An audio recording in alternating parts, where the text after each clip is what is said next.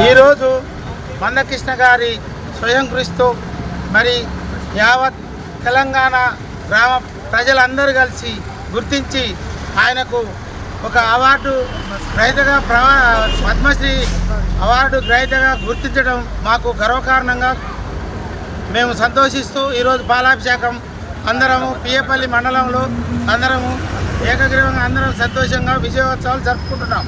కానీ 30 సంవత్సరాల కృషితో ఏబిసిడి వర్గీకరణను సాధించాలని అనేక పలుమార్లు ఉద్యమాలతో కొనసాగిస్తున్న మందకృష్ణ మాదిగ అన్న అడుగుజాడలో మేము నడుస్తామని ఈరోజు ప్రతిజ్ఞ చేస్తూ మేము ముందుకు సాగుతామని మేము 7వ తారీఖు రోజు 1,00,000 డబ్బులతోటి 1000 గొంతులతోటి విజయవంతం చేస్తామని హైదరాబాద్ను అదిరేల 1,00,000 డబ్బులతోటి మేము విజయవంతం చేస్తామని ప్రతిజ్ఞ చేస్తూ మేము మా వంతు సహాయ సహకారాలతో దళితులం అందరం ఏకగ్రీవంగా పియ్యపల్లి మండలం కదిలొస్తామని సీనియర్ నాయకుడిగా నేను మా దళిత జాతి ముద్దుబిడ్డ మా మాదిగల ఆరాధ్య దైవమైనటువంటి శ్రీ మందకృష్ణ మాదిగన్న గారికి కేంద్ర ప్రభుత్వం ఆయన సేవలకు ఆయన చేసిన పోరాటాల గురించి ఆయన బాగా అంటే కేంద్ర ప్రభుత్వం ఇప్పటిదాకా ఎప్పుడు కూడా దళితులకు పద్మశ్రీ కానీ ఎలాంటి అవార్డులు లేదు.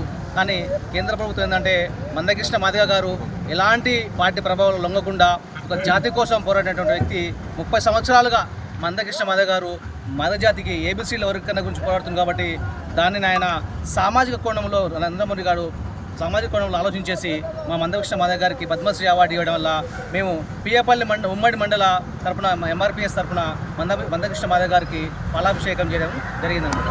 దీన్ని మా మండల తరఫున మా ఉమ్మడి మండలం తరఫున మొత్తం కూడా రేపు హైదరాబాద్ జరుగుతుంది. భారత ప్రభుత్వం పద్మశ్రీ అవార్డును మందకృష్ణ మాదిగ గారికి గ్రహీత ఇవ్వడం మేము హర్షం వ్యక్తం చేస్తున్నాము.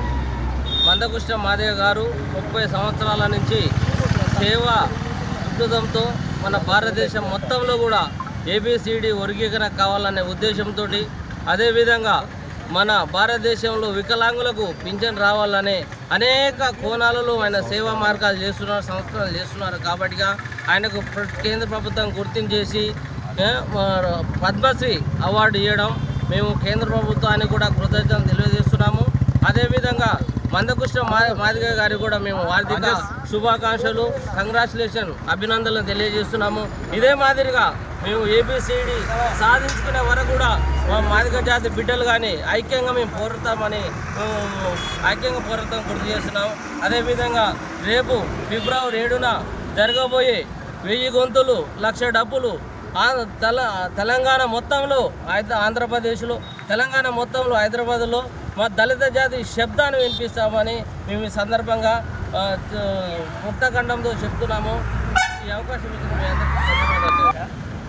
ఈరోజు మందకృష్ణ మాదిగ గారికి కేంద్ర ప్రభుత్వం ఇచ్చినటువంటి పద్మశ్రీ అవార్డు ఇచ్చినందుకు మా మాదిగ సంఘాల తరఫున కేంద్ర ప్రభుత్వానికి కృతజ్ఞత తెలియజేస్తున్నాను. గత 30 సంవత్సరాల జీవితంలో ఏ పార్టీకి కూడా తనతో